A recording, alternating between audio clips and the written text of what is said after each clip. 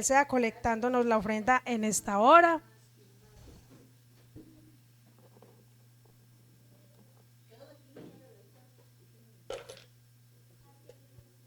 Y voy a invitar a mi esposo que Él sea con nosotros y que el Señor Jesús les bendiga.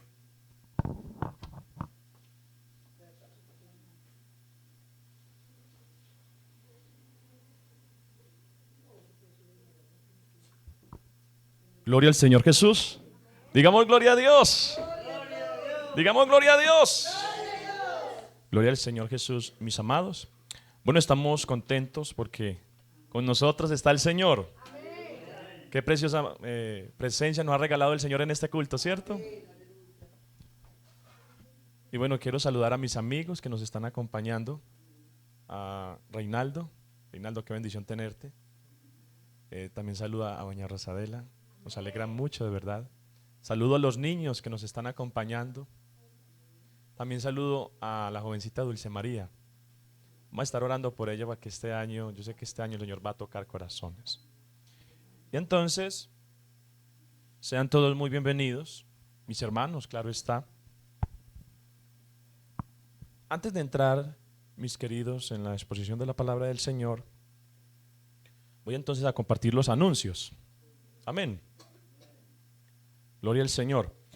Bueno, para esta semana, entonces vamos a iniciar este programa espiritual llamado Semana 12:5.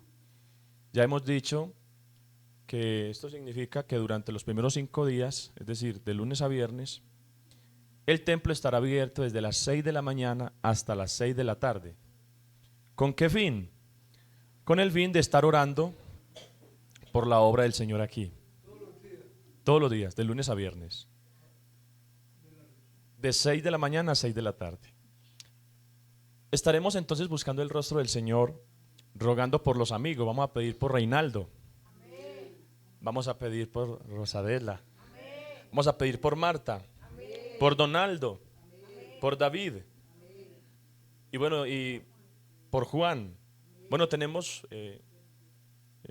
varios amigos por los cuales vamos a orar en esta programación. Y bueno, yo quiero darles una muy buena noticia. Miren, hermanos, cómo son las cosas de Dios. El día domingo estuve compartiendo con don Pedro. Él tiene una finquita llena de lomita. Y ustedes saben que hablamos un ratico aquí afuera del templo. Pero luego entonces fui a la finca de él y compartimos. Y les digo, mis amados, que ese hombre se quebrantaba escuchando la palabra.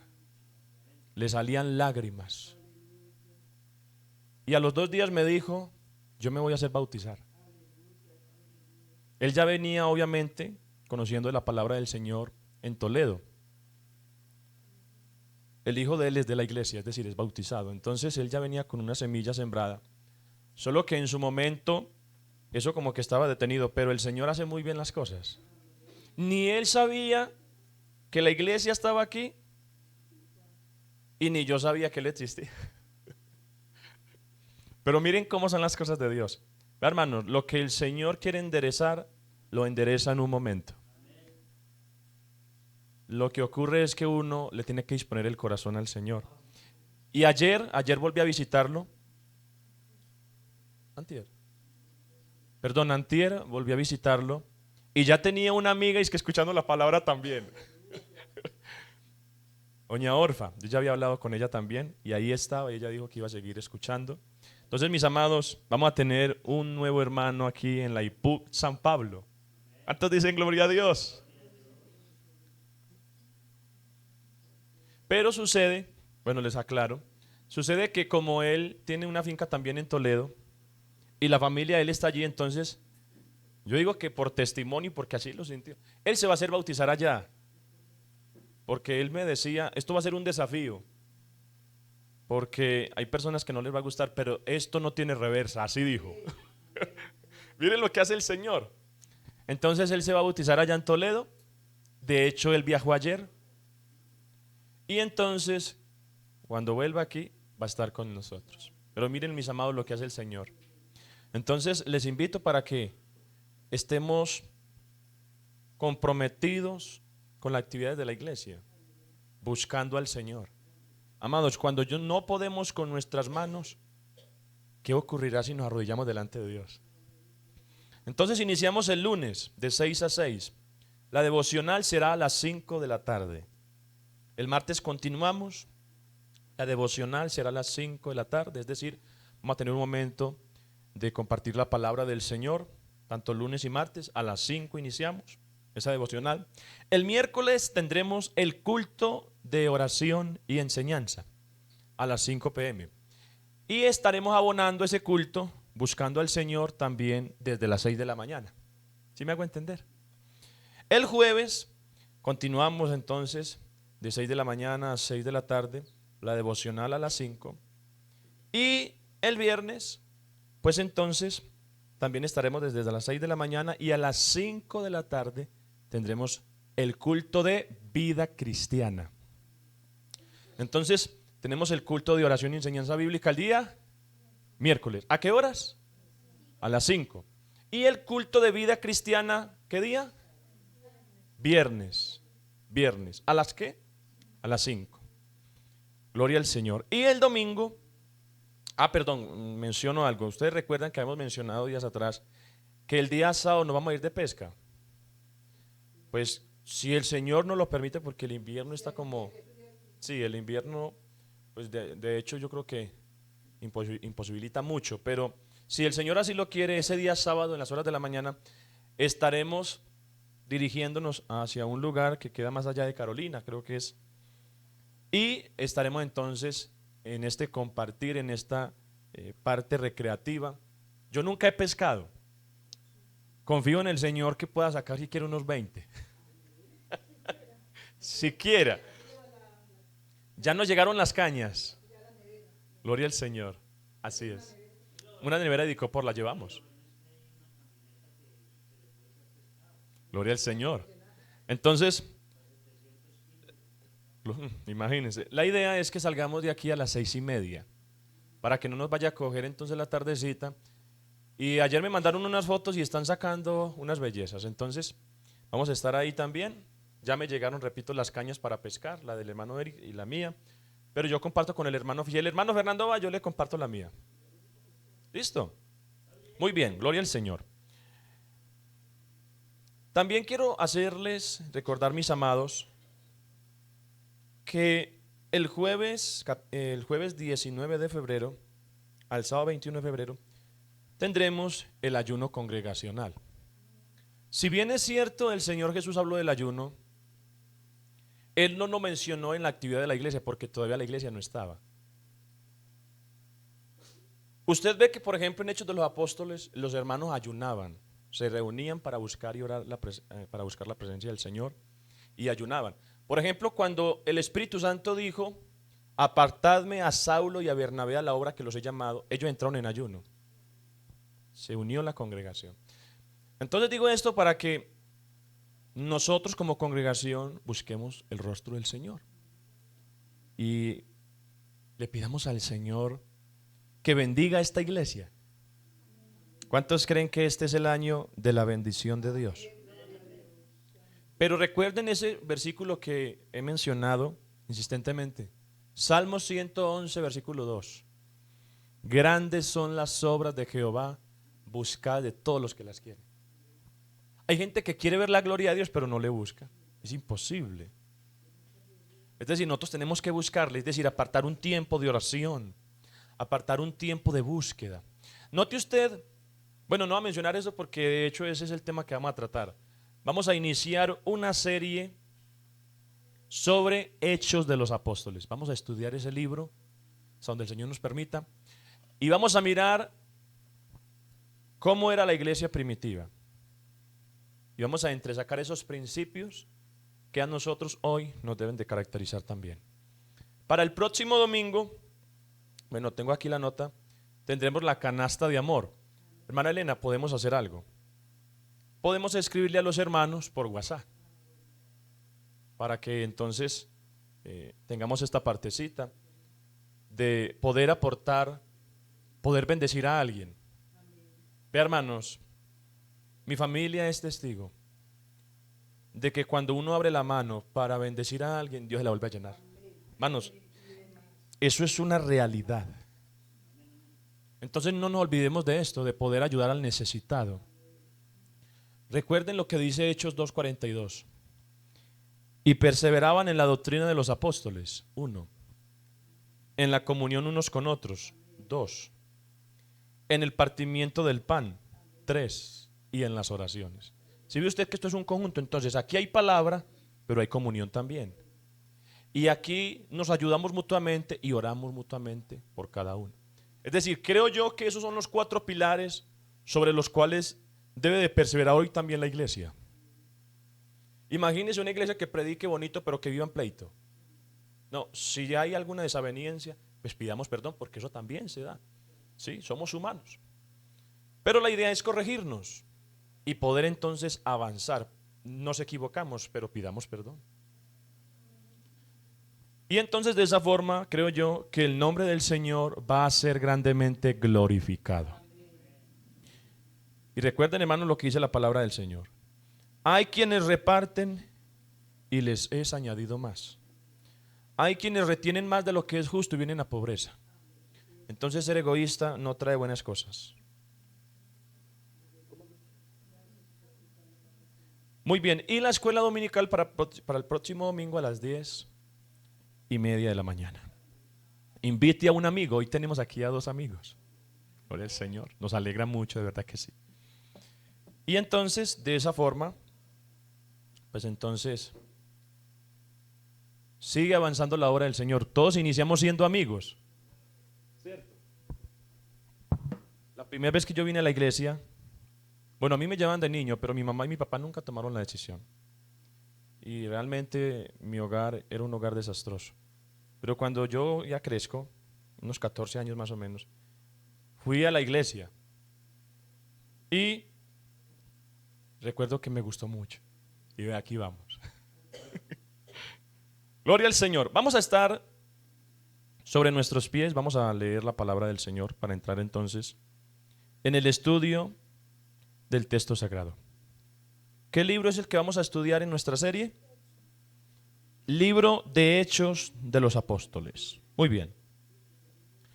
Vamos a tomar entonces el versículo 1. Voy a tomar los primeros 5 versículos como referencia, pero haremos mención de lo que registra el capítulo 1. Iniciaremos con la introducción a Hechos de los Apóstoles y tocamos el capítulo 1.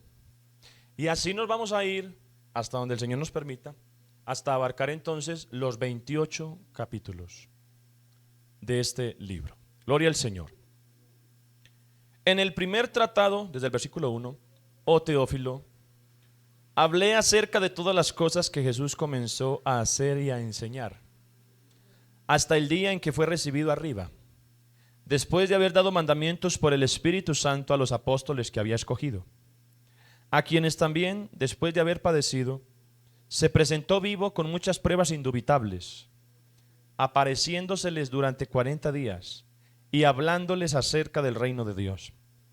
Y estando juntos, les mandó que no se fueran de Jerusalén, sino que esperasen la promesa del Padre, la cual les dijo: oísteis de mí. Porque Juan ciertamente bautizó con agua, mas vosotros seréis bautizados con el Espíritu Santo dentro de no muchos días. Bueno, vamos a orar para que el Señor nos bendiga. Yo les pido, mis amados, que oren a mi favor. Yo deseo de ser bendición para usted. Y de verdad me considero muy necesitado y quiero hacer la voluntad de Dios. Oremos. Soberano Dios y Padre Celestial, te damos gracias por esta oportunidad de poder compartir tu gloriosa palabra.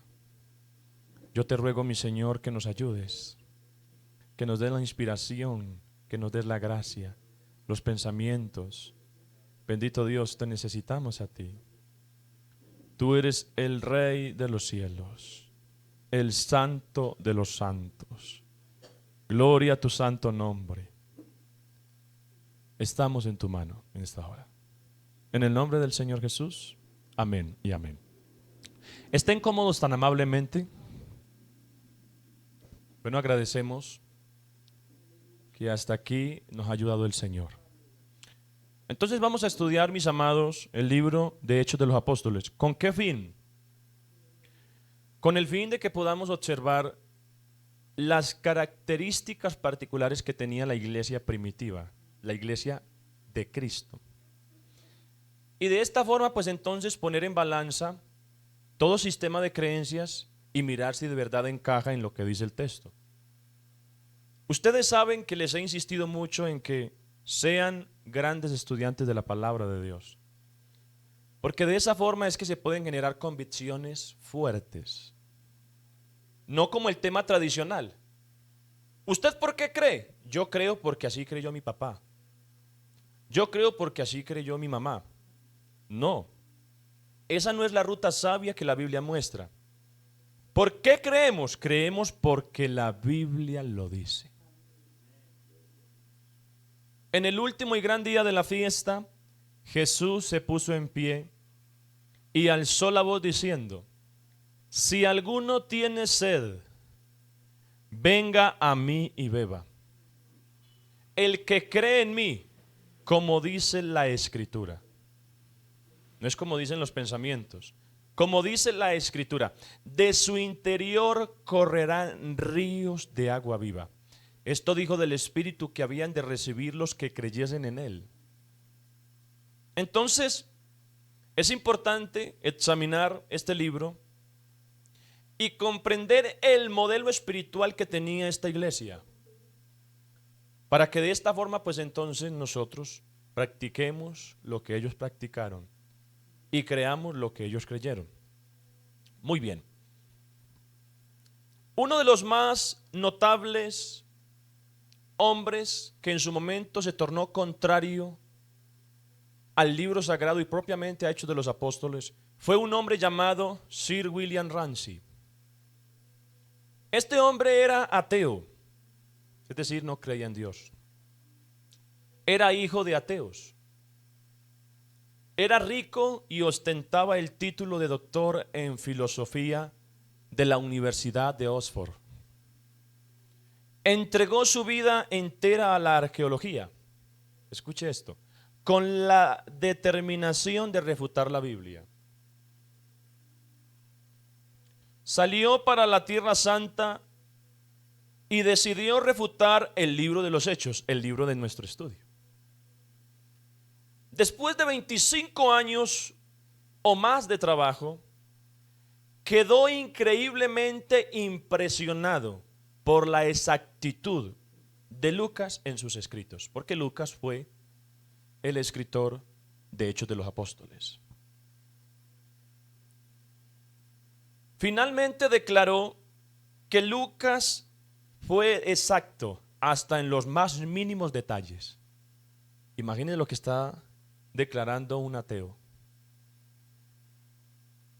En su intento de refutar la Biblia, Sir William Ramsay descubrió centenares de cosas que confirmaban la historicidad del libro de los Hechos. Y finalmente, en uno de sus libros, Sir William Ramsay conmovió a todo el mundo de la crítica al declararse cristiano. La autoridad más grande del mundo en lo relativo al libro de los Hechos y a los viajes del apóstol Pablo se convirtió por medio de sus excavaciones, como también se han convertido otros numerosos arqueólogos a través de los siglos. Doy esta introducción para que entendamos que vamos a hablar de un libro que es preciso en sus datos, que vamos a hablar de un libro que tiene detalles que pueden ser estudiados. Pero vamos a hablar un poquito del autor de este libro. La evidencia interna que tenemos del autor de este libro da luz para creer que fue Lucas, un compañero del apóstol Pablo en sus viajes misioneros. Lucas se cree que no era judío, era griego. Y de hecho es el único escritor gentil que tiene el texto sagrado. Él escribió el Evangelio según Lucas y Hechos de los Apóstoles. Por ejemplo, cuando observamos el capítulo 1 de Lucas, dice él: puesto que ya muchos han tratado de poner en orden la historia de las cosas que entre nosotros han sido ciertísimas, tal como nos lo enseñaron los que desde el principio lo vieron con sus ojos y fueron ministros de la palabra, me ha parecido también a mí, dice Lucas, después de haber investigado con diligencia todas las cosas desde su origen, escribírtelas por orden, oh excelentísimo Teófilo, para que conozcas bien la verdad de las cosas en las cuales han sido instruidos. Entonces observamos que Lucas se tuvo que haber valido de testigos oculares de los hechos que él registra. Reitero, Lucas no era judío, era griego, se cree que era griego. Y hay evidencias de por qué entonces podemos decirlo. Con esto entonces también decimos que Lucas no era un apóstol. Lucas tenía una profesión. Él era médico. Desde tiempos antiquísimos ya existía esa profesión. El libro de los Colosenses señala la profesión de Lucas. Colosenses capítulo 4. Y voy a leer el verso 14. Colosenses capítulo 4, versículo 14 dice: os saluda Lucas, el médico amado. Aquí entonces está escribiendo el apóstol Pablo esta carta a los colosenses y está expresando los saludos de los que con él estaban hacia los hermanos de la ciudad de Colosas o de la iglesia de Colosas. Entonces Lucas, ¿qué profesión tenía? Médico. Pero aparte de ser médico, también tenía una notable capacidad de narrar sucesos que estaban sucediendo en el momento. Es decir, era un historiador de primera calidad. Y de hecho, el griego de Lucas es un griego prolífico, es un griego especial, profesional. Lo que dice es que él tuvo una preparación muy buena. Y es repito, el hombre que acompañó a Pablo en sus viajes.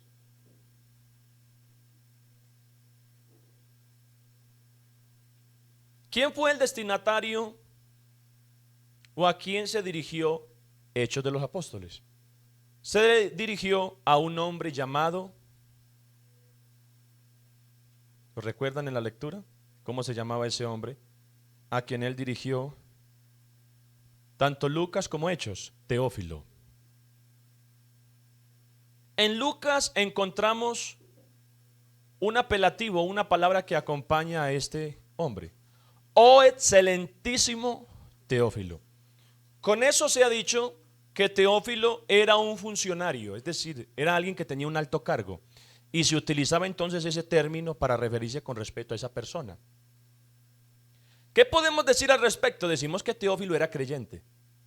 Pues por eso Lucas le escribe el evangelio que lleva su nombre y le escribe entonces Hechos de los Apóstoles. Se ha dicho que era un conjunto, tanto el escrito de Lucas como el libro de Hechos, porque los escribió el mismo, la misma persona, el mismo escritor.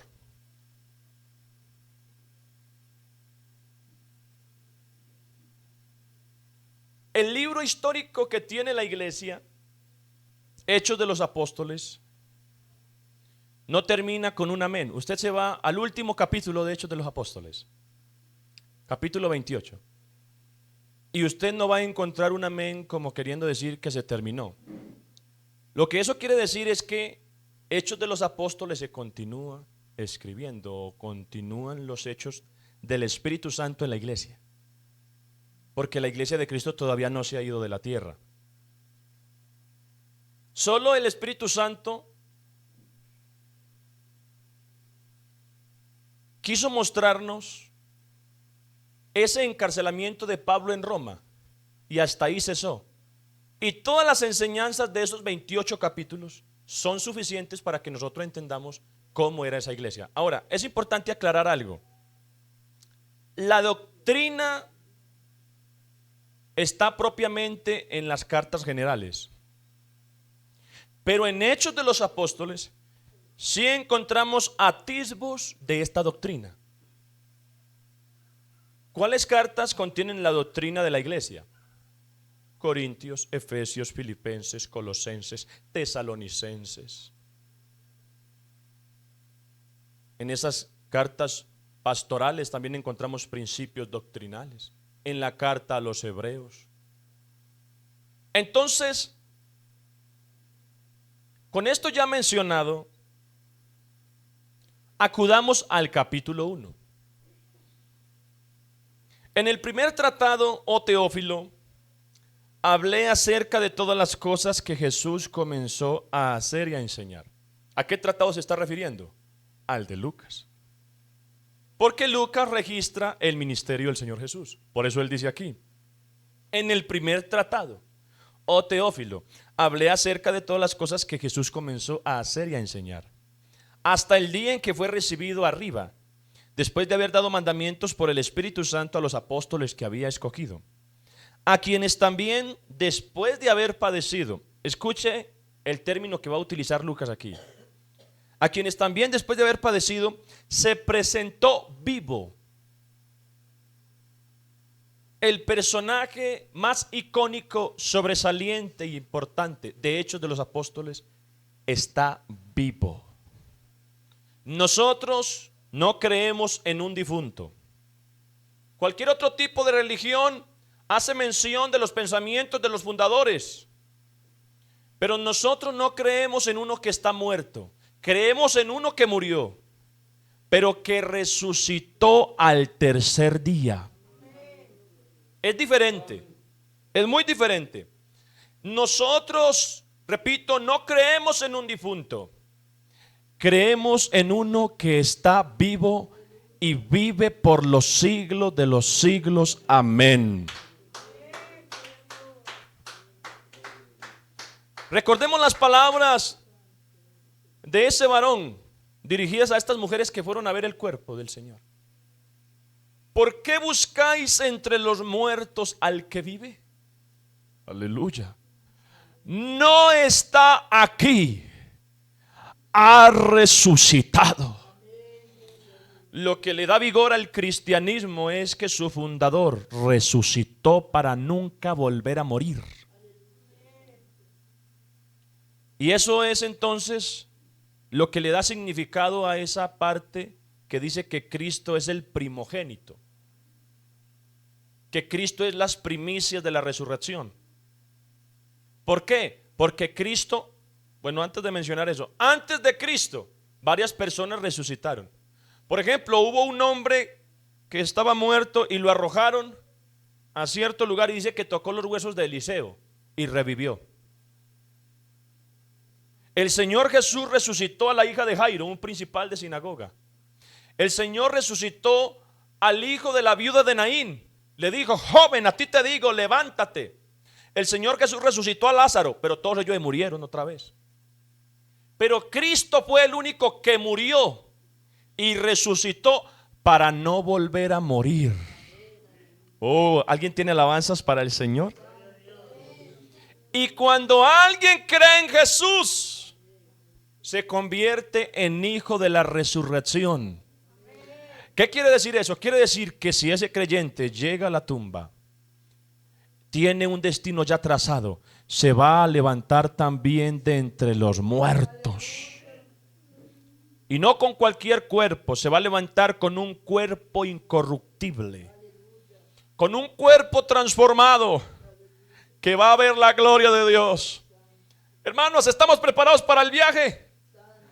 Es para un viaje más allá del sol, más allá de las estrellas, más allá del espacio. Aleluya. Y le vamos a ver a Él tal como Él es. Y de seguro todos declararemos al unísono: este fue el que me salvó en la tierra, este fue el que me guardó en la tierra, este fue el que me perdonó en la tierra. este fue el que me llevó a la gloria. Eso es lo que hace el cristianismo singular, la resurrección de su fundador, a quienes también después de haber padecido se presentó vivo. Escuche esto, ¿con qué tipo de pruebas? Con pruebas indubitables, que no admiten la duda.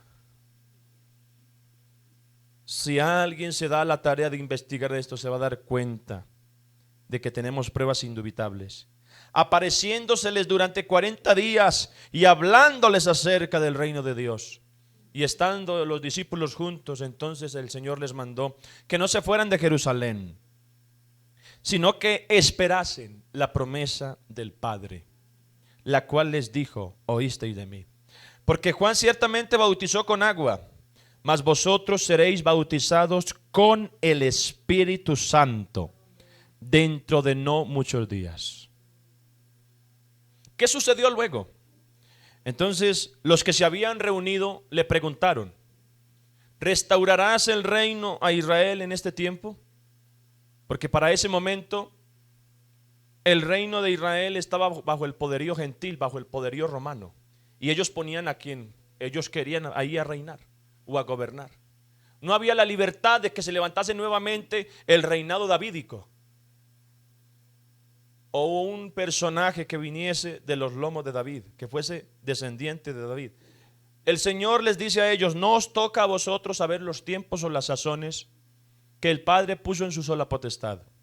Pero les dice algo que era de la noticia para ellos, del momento, del contexto, y también nos toca a nosotros.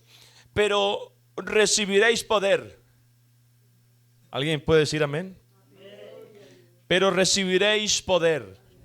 Poder para yo poder. Pero recibiréis poder cuando haya venido sobre vosotros el Espíritu Santo.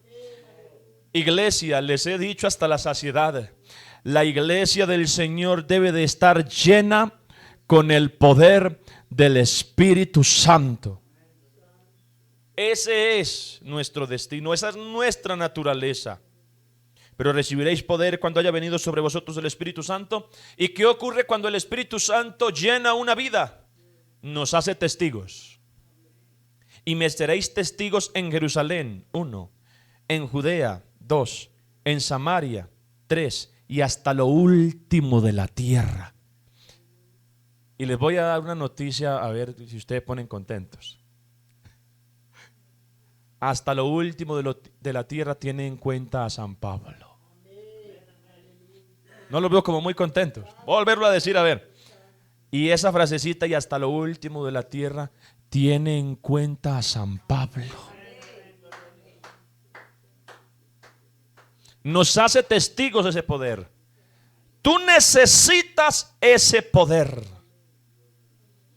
Y luego entonces de haber mencionado esto, entonces fue alzado, ascendió a los cielos. Y ellos se quedaron viéndolo. ¿Cómo sería ese momento? Triste. Digo yo triste porque que se vaya el maestro que le ha hecho tanto bien a mi alma. Que se vaya el maestro que le hizo tanto bien a la humanidad. Ahora ellos lo ven partir. Y tenga en cuenta esto. Cristo en ese momento está venciendo la ley de la gravedad.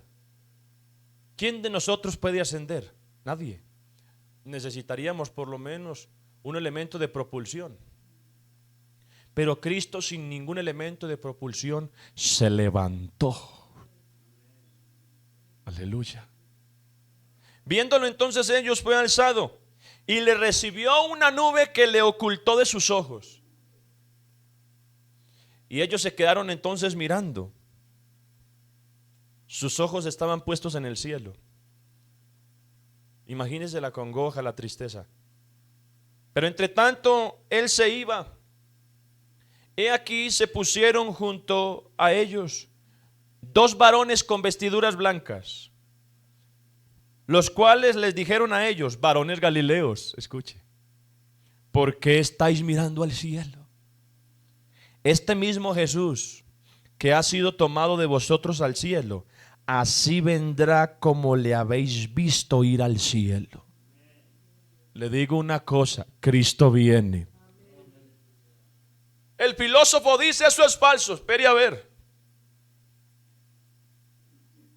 El agnóstico dice no creo, espere a ver. Hay tres tipos de seres humanos que se van a encontrar con esta palabra en el día del juicio: los incrédulos, los rebeldes y los cobardes. ¿Cuáles son? Los incrédulos, los rebeldes y los cobardes. El incrédulo fue el que dijo no creo frente a la palabra predicada, no creo. Espere que en ese día se va a encontrar con el Señor. El incrédulo dice no creo. El rebelde dice no quiero. Venid a mí todos los que estáis trabajados y cargados y yo os haré descansar. No quiero. Se va a encontrar con él ese día. Y el cobarde dice no puedo, porque no le crea lo que dice la palabra, que le va a dar fuerza, le va a proporcionar fuerza para ser un creyente. Pero no, dice no puedo. Nosotros aquí sabemos que con nuestras fuerzas no podemos. Pero les notificamos a los amigos que están aquí. Lo que ha ocurrido es que en nosotros está uno que es mayor que el que está en el mundo. Y diga el débil: estamos aquí bajo qué fuerza, ¿qué nos sustenta a nosotros? La fuerza de lo omnipotente. ¿Por qué está ahí mirando al cielo? Este mismo Jesús que ha sido tomado de vosotros al cielo, así vendrá como le habéis visto ir al cielo. Su segunda venida es un hecho contundente registrado en la Escritura. Luego de esto, entonces, ellos volvieron a Jerusalén desde el monte que se llama del Olivar. Y dice la Biblia que ellos entraron al aposento alto, un segundo piso, donde moraban Pedro, Jacobo, Juan, Andrés, Felipe, Tomás, Bartolomé, Mateo, Jacobo, hijo de Alfeo, Simón el celote y Judas, hermano de Jacobo. Escuche esto: todos estos perseveraban unánimes en oración y ruego. Mire que era un proyecto espiritual en conjunto. Estaban todos junticos orando. Así tenemos que estar nosotros. Por eso les dije que vamos a estudiar este libro y vamos a mirar si nosotros nos parecemos o qué es lo que tenemos que practicar para ser como esta iglesia. Todos estos perseveraban unánimes en oración y ruego con las mujeres y con María, la madre de Jesús, y con sus hermanos. Escuche, hasta los hermanos del Señor estaban ahí, porque Jesús, en cuanto a la carne, tuvo hermanos. De hecho, Santiago, el que escribió el libro de Santiago, Santiago era hermano del Señor. Y Judas, esa mini carta, y Judas escribió el libro que está antes de Apocalipsis, llamado Judas. Dice aquí: todos estos perseveraban unánimes en oración y ruego con las mujeres y con María, la madre de Jesús, y con sus hermanos. Y entonces sucede que Pedro se pone en pie y les dice a los hermanos, dice que los reunidos eran como 120. 120 estaban ahí reunidos. Y les dijo Pedro: varones hermanos, era necesario que se cumpliese la escritura de que el Espíritu Santo habló antes por boca de David acerca de Judas, que fue guía de los que prendieron a Jesús, y era contado con nosotros y tenía parte en este ministerio. Este pues, con el salario de su iniquidad, adquirió un campo, y cayendo de cabeza se reventó por la mitad, y todas sus entrañas se derramaron. Mire el destino que tuvo Judas. Brevemente menciono: el perjuicio de Judas no comenzó cuando entregó al Señor, ya eso venía desde antes. Él era el tesorero. Y les hago una pregunta: si ustedes tienen una empresa, ¿a quién pondrían ustedes de tesorero? A alguien confiable. Usted no va a poner de tesorero al ladrón del barrio. Usted sabe lo que le espera si así hace. Judas era el tesorero. Lo que quiso decir es que a él se le dio una confianza.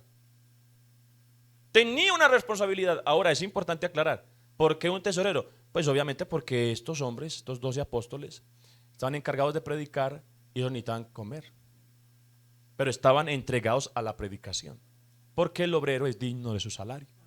El que predica el evangelio, que viva del evangelio, eso está en la palabra.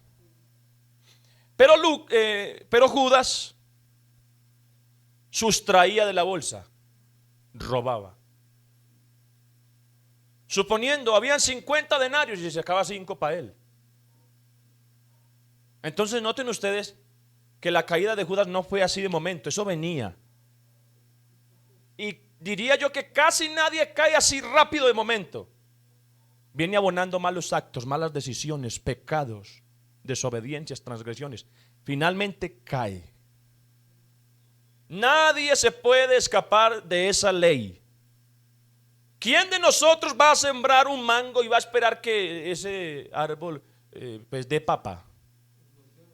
O guaya, es imposible. Nosotros debemos entender lo que dice la palabra del Señor. No os engañéis. Dios no puede ser burlado. Todo lo que el hombre sembrare, eso se segará. Eso. Quien siembra lo bueno, ¿qué cosechará? Y quien cosecha lo malo. Es inalterable esa situación. Entonces, Judas era el hombre que sustraía de la bolsa. Muy interesante, cuando ellos están en esa última cena, antes de arrestar al maestro, entonces el Señor se puso muy triste. Y dice, uno de vosotros me va a entregar. Él ya sabía. Pero nunca el maestro perdió la formalidad. Nunca perdió su ubicación. Lo trató con dignidad hasta el último momento. Y yo creo que así hemos de ser nosotros con el que nos traiciona, con el que nos hace mal. Y de hecho es lo que dice Jesús. Orad por los que os persiguen. Bendecid a los que os maldicen. El cristiano que se pone a maldecir porque otros lo maldicen no es cristiano. Digan conmigo, ay, ay, ay. Es decir, aquí estamos revisando la esencia del cristianismo. Aquí estamos revisando la columna vertebral de la iglesia primitiva. No nos interesa más, queremos saber eso.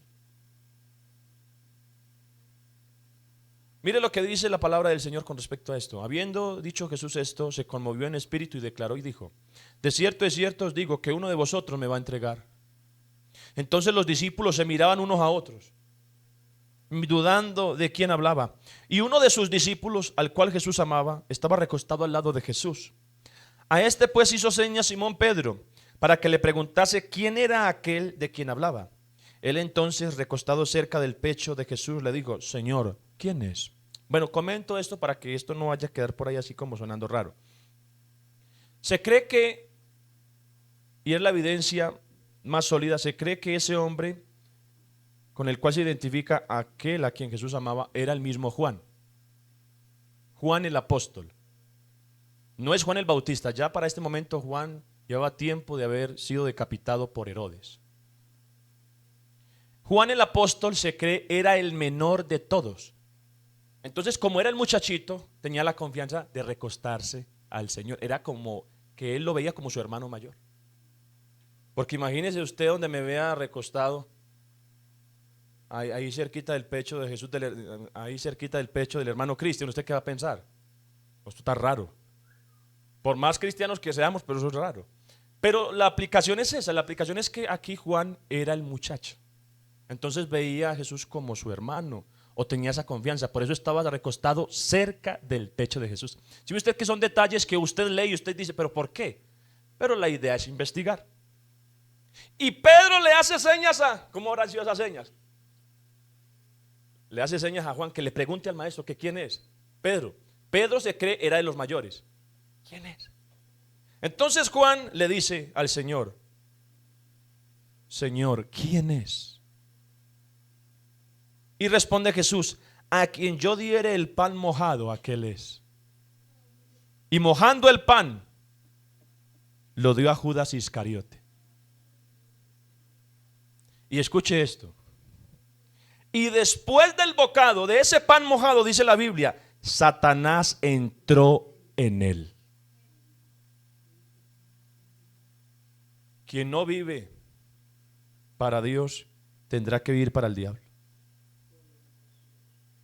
Quien no tiene a Dios adentro, ¿a quién tiene? Escuche esto, si Satanás entró en Judas, es porque el corazón de Judas ya no tenía presencia de Dios. Porque el diablo no puede entrar donde está la presencia de Jesús, no puede. Entonces luego de eso el Señor Jesús le dijo, lo que vas a hacer, hazlo más pronto. Y entonces es cuando Él se dirige a las autoridades religiosas para entregar al maestro. ¡Qué traición tan grande! Y para acercarme al final, permítanme mostrarles cómo fue el momento del arresto. Y nosotros entonces entendamos que luego de su muerte se buscó a alguien que ocupase su oficio. Vamos a mencionar quién fue el que lo reemplazó. Dice la Biblia, habiendo dicho Jesús estas cosas, salió con sus discípulos al otro lado del torrente de Cedrón, donde había un huerto, en el cual entró con sus discípulos. Escuche esto. Y también Judas, el que le entregaba, conocía aquel lugar, porque muchas veces Jesús se había reunido allí con sus discípulos.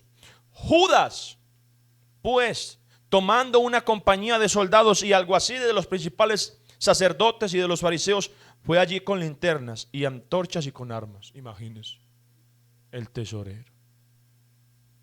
Pero Jesús, sabiendo todas las cosas que le habían de sobrevenir, se adelantó y les dijo, ¿a quién buscáis? Le respondieron, a Jesús Nazareno. Jesús les dijo, yo soy. Y estaba también con ellos Judas, el que le entregaba. Cuando les dijo yo soy, retrocedieron y cayeron a tierra. Qué glorioso. Jesús, permítame decirle esto. Vamos a ver cuántos se van a gozar.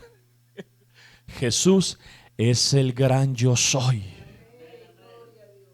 Lo que quiere indicar esa frase, esa pequeña frasecita o esas dos palabras, es que Él existe por sí mismo. Él no necesita una causa para existir. Él es la causa sin causalidad. Él es el todopoderoso. Él es el rey. Él es el rey. Él es el rey. Él es el rey. Él es el rey. Le digo algo de manera clara.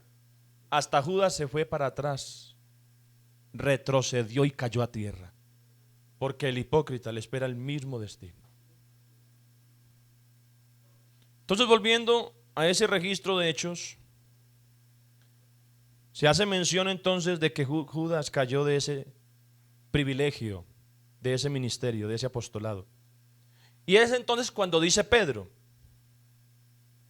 porque está escrito en el libro de los Salmos, sea hecha desierta su habitación y no haya quien more en ella, y tome otro su oficio. Es decir, eso estaba ya en la escritura.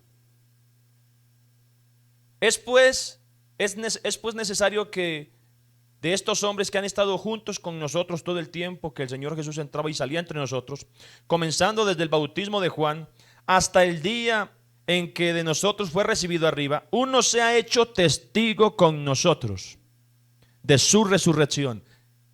Entonces alguien necesitaba ocupar el lugar de Judas. Es muy interesante notar algo, porque cuando usted estudia la Nueva Jerusalén, registrada en el libro Apocalipsis, se habla de los 12 apóstoles. Escuche esto. Judas perdió el privilegio, perdió la bendición de la gloria de Dios y fue reemplazado. ¿Sabe qué dice la Biblia? Apocalipsis 3:11. He aquí yo vengo pronto, retén lo que tienes para que ninguno tome tu corona. Y entonces señalan a dos hermanos, a José llamado Barsabás, que tenía por sobrenombre Justo, y a Matías, porque ellos fueron los que estuvieron desde el inicio del ministerio del Señor, como registra aquí, hasta el momento de la resurrección. Ellos eran los dos candidatos. y orando. Escuche esto, mire que la iglesia primitiva oraba por todo. Hermanos, no tomemos decisiones sin orar. Hay decisiones que se toman sin orar y son un fracaso. No se endeude sin haber consultado con Dios, porque después va a ser un dolor de cabeza. No haga las cosas deportivamente, vaya paso a paso en su vida, que en todo agrade a Dios. Y orando, dijeron: tú, Señor, que conoce los corazones de todos, muestra cuál de estos dos has escogido, para que tome la parte de este ministerio y apostolado de que cayó Judas por transgresión, para irse a su propio lugar. Y les echaron suertes, y la suerte cayó sobre Matías, y fue contado con los 11 apóstoles. Terminamos este capítulo 1 el próximo domingo. Estaremos hablando del capítulo 2. Pero los principios que podemos entresacar: vamos a buscar a Dios en unanimidad, mis amados. Vamos a pedir la dirección de Dios. Vamos a luchar en este camino. Y también el que lucha no es coronado si no lucha legítimamente. Es decir, vamos a darla toda, hermano. ¿Cuántos tienen salud para buscar la presencia del Señor? Entonces, mis hermanos, vamos a buscar a Dios. Vamos a estar sobre nuestros pies. ¿Sí les parece interesante que analicemos esto? Y vamos en orden. Vamos mirando cómo era esta iglesia primitiva. Vamos a orar. Soberano Dios y Padre glorioso, te damos muchas gracias por este momento, por esta palabra que edifica, que nos enseña. Yo te ruego, Señor, que pongas en nuestro corazón el deseo de investigar la palabra, la Biblia, que podamos indagar en los tesoros espirituales, que podamos aprender a moldear nuestra vida, nuestra conducta, a crecer en fe. Cierto hombre dijo así: oraba yo pidiendo fe, y pensaba yo que la fe caería del cielo como un rayo. Una vez abrí mi Biblia y leí así que la fe es por el oír, y el oír por la palabra de Dios. Antes oraba y cerraba mi Biblia y la fe nunca llegó, pero ahora abro mi Biblia y he experimentado que mi fe no ha cesado de crecer. Si somos fuertes en palabra, seremos fuertes en fe. Mis amados, el Señor Jesús les bendiga. Recuerden saludarse. Aquí nos amamos, aquí nos cuidamos, oramos los unos por los otros. Dios les bendiga.